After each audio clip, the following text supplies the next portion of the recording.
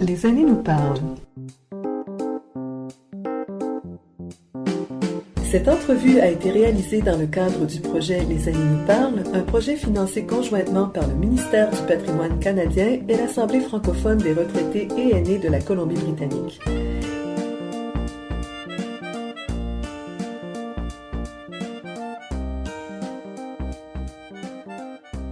De Prince George, je rencontre Claire Lamoureux, qui a été présidente pendant 6 ans du Cercle des Canadiens français de Prince George, de 1999 à 2005.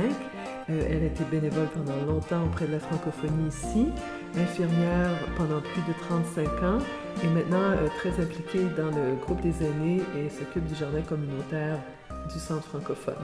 Alors bonjour Claire. Bonjour. Donc, parlez-moi un peu de votre arrivée à Prince George. Qu'est-ce qui vous avait amené ici? C'est l'ouvrage. J'ai pris mon cours d'infirmière à Edmonton, en Alberta, et j'avais travaillé 2 ans. Alors, mes parents avaient demeuré à Prince George dans ce temps-là. Alors, c'est comme ça que je suis venue à Prince George. Et vous étiez originaire d'où? Du nord de l'Alberta. D'une communauté francophone appelée McLennan, près de la rivière de la Paix, du nord d'Edmonton. Donc, est-ce que vos deux parents étaient francophones? Oui, mes 2 parents sont francophones. Oui. Donc, grandi en français dans une province anglophone. C'est ça. Et après l'Alberta, est-ce que vous êtes allé où? Je suis allée en Ontario pour 1 an pour travailler. Je suis revenue, après ça, je suis venue à Prince George. Et vous êtes restée depuis? Oui. Donc, c'est le travail, beaucoup votre travail d'infirmière qui vous a gardé ici? C'est ça, oui. Et quand vous êtes arrivée ici, à quoi ça ressemblait la francophonie de Prince George? Comme je disais, je m'ai juste impliquée après que j'ai eu mes enfants. Fait que c'était en 84, 85. C'est là que j'ai vraiment connu qu'il y avait un centre francophone ici à Prince George. Alors, j'ai commencé à m'impliquer parce que je voulais que mes enfants parlent en français. Alors, puis pour moi aussi, j'avais presque oublié mon français. Parce que je ne parlais pas. Votre conjoint était anglophone? Oui, mon conjoint était anglophone, puis mes parents ne vivaient pas ici. Alors, la seule fois qu'on parlait français, c'est quand on visitait les parents. Fait que 2 fois par année, 2-3 fois par année, c'est pas beaucoup. Alors, j'avais presque perdu mon français. Mais c'est revenu pas mal vite, parce que je m'étais impliquée là, au centre ici. Et quand vous avez eu vos enfants, moi je sais que quand j'ai eu ma fille, tout d'un coup, là, il y a beaucoup de mon langage, même si c'était en français, mais des mots que j'utilisais pas adulte, qui étaient des mots de mon enfance, tout d'un coup, qui revenaient. Oui, ça revient tout, oui, ça revient tout, oui, tous les mots que notre mère elle se servait, là, oui. Donc, est-ce que c'est ce qui vous a donné le goût du français tout d'un coup? Oui, certain.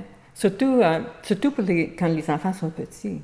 C'est plus naturel de parler en français, pour moi en tout cas, oui, que de parler. C'est un autre langage, l'anglais, pour un enfant, pour moi en tout cas.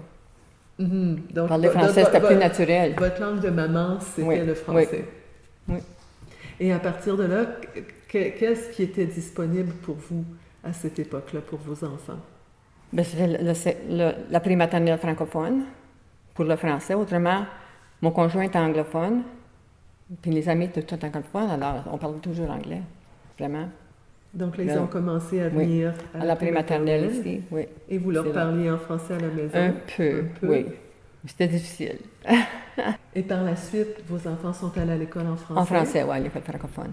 Et vous, ça vous a mis en contact avec le Cercle des Canadiens français? Oui, aussi l'école. À ce point-là, j'ai commencé à m'impliquer à l'école comme bénévole aussi. Fait que ça a beaucoup aidé avec mon français.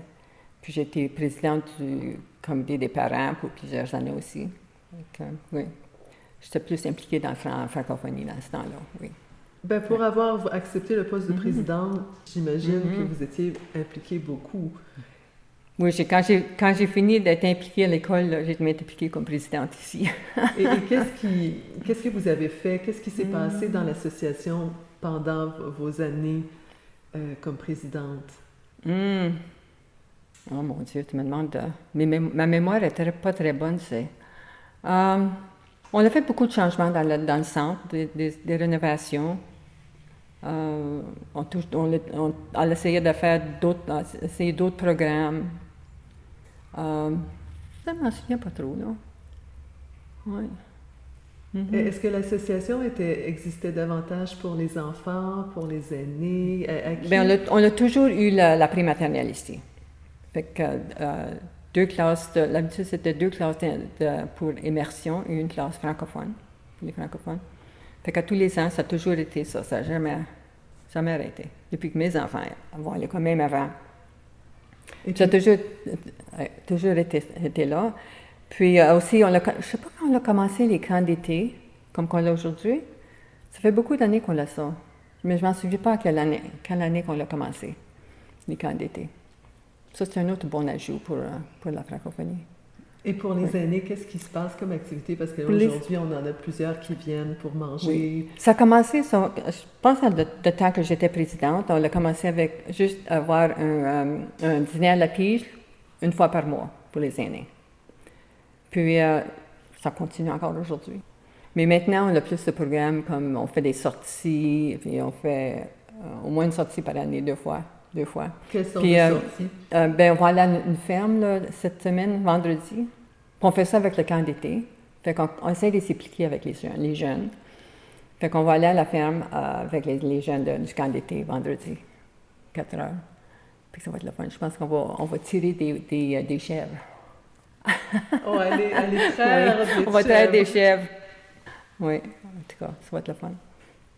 Mm-hmm. Et vous parliez, en fait, je l'ai vu, vous avez un beau jardin dehors, donc vous vous êtes impliqué dans ce projet-là, qui a l'air d'être beaucoup de travail. Oui, trop de travail. Parce qu'il y en a. Il me semble que les aînés ne s'impliquent pas autant que d'habitude cette année. Il faudrait d'autres aides pour le jardin parce qu'il y a beaucoup même de mauvaises herbes. Oui.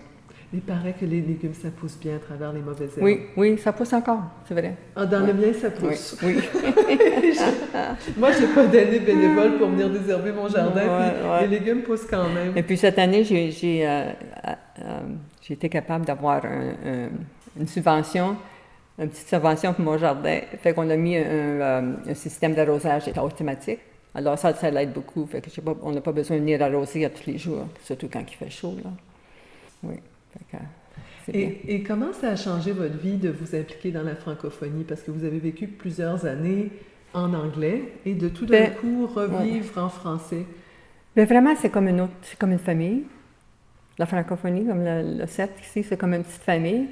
On a notre groupe d'amis d'ici, puis on a notre groupe d'amis anglophones. Fait que ça fait comme deux familles. Puis comme ma famille est répandue partout, là, ça fait comme... C'est notre famille, le secte des Canadiens français.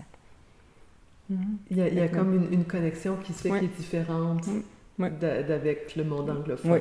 Il y a des racines communes, un humour commun. Oui, c'est ça. Est-ce que vous faites des repas traditionnels encore? Ah oui. Comme on a notre festival l'hiver, on fait un repas traditionnel avec la tortilla, puis les crêpes, puis le sirop d'érable, tout ça, là. Est-ce que c'est quelque chose que vous mangiez en Alberta dans votre famille, de la cuisine traditionnelle québécoise? Est-ce que ça existait chez vous? Pas tellement, parce que mes parents sont nés en Alberta, puis ils ont perdu pas mal de choses qui étaient traditionnelles. Puis surtout, quand ma mère, j'ai demandé, comment ça se fait, maman, vous ne faisiez jamais de la soupe au pois? Elle dit, j'aimais pas ça. Alors, elle n'a jamais fait, alors on n'a pas grandi avec la soupe au pois. Donc, vous avez en fait presque découvert une culture francophone qui n'était pas la vôtre au départ. Oui. Comme il y a beaucoup d'autres que je ne connais pas, moi, comme la cipote, je n'ai jamais connu ça, parce que ma mère n'a jamais fait. Votre mère, elle était originaire d'où? D'Alberta. D'Alberta aussi, puis ses parents... Donc, du Québec, alors, ils ont perdu ça en chemin. Ouais. Et vous renouvelez, renouez avec, on va recommencer, cette culture-là. Oui. Mm-hmm. Et est-ce que vos enfants perpétuent la tradition? Est-ce que ça les intéresse? Pas nécessairement, non. Parce qu'ils ne sont pas mariés, mes enfants. Je n'ai pas de mariés encore, ils sont dans la trentaine. Et quand tu n'as pas d'enfants, tu ne suis pas la tradition, hein? Mm-hmm. Ça ne les intéresse pas, à ce moment-ci, en tout cas. Donc, peut-être plus tard. Est-ce qu'ils parlent français? Il y a juste des trois. Ils parlent un peu. Mais ils n'ont pas d'opportunité, hein, quand ils sont dans leur ouvrage. Il n'y a pas d'opportunité de parler français, alors. Donc, tous les trois sont allés à l'école en français? Donc, juste deux des trois. Ouais. Même la plus jeune, elle parle un petit peu. Ouais. Et qu'est-ce que ça vous fait de penser que peut-être vos enfants, petits-enfants ne vont pas parler français? Oh, ça ne me dérange pas trop, vraiment. Non. Parce que c'est difficile. Ça a été difficile pour moi de faire, essayer de garder la langue pour mes enfants. Dans un milieu anglophone, c'est vraiment difficile. Ouais. Surtout que je ne viens pas d'un milieu francophone pour commencer. Ouais. Mm-hmm. Ouais. Donc, vous êtes consciente, parce que vous l'avez connue en tant qu'enfant, cette influence anglophone autour et d'être minoritaire. Oui. Surtout quand ton partenaire est anglophone aussi. Ouais. Est-ce que votre partenaire s'implique dans vos activités francophones? Oui, il vient, oui. Il vient au brunch, oui. Mais il n'y a pas trop ça quand c'est trop il y a trop de français, là. Peut-être qu'il ne viendra pas, mais quand il sait qu'il y a d'autres anglophones qui vont être là, il n'est pas si pire. Ouais. Et de quoi vous êtes le plus fier maintenant quand vous regardez ces années-là, votre implication dans la francophonie, d'avoir amené vos enfants à un certain moment dans cette vie-là francophone? Qu'est-ce qui vous rend satisfaite aujourd'hui? Tu sais, j'ai demandé à mon garçon, là, qui a 35 ans, il dit, t'es-tu, comment on disait ça?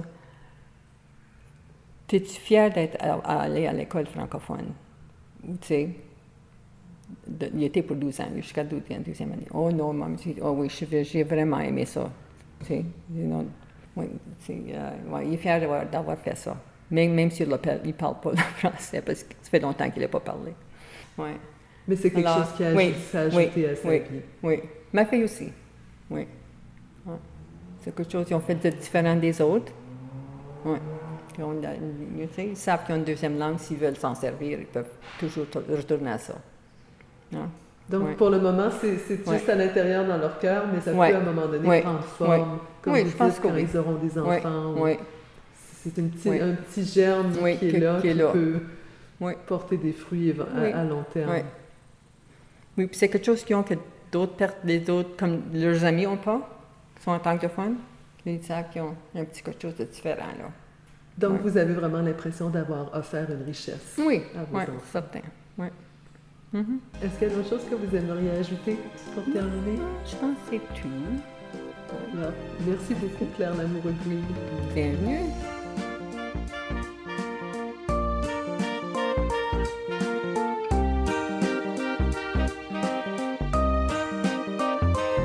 Ici Annie Poirier au microphone, à la technique Gérald Monpetit et Stéphane Lapierre à la gestion de projet.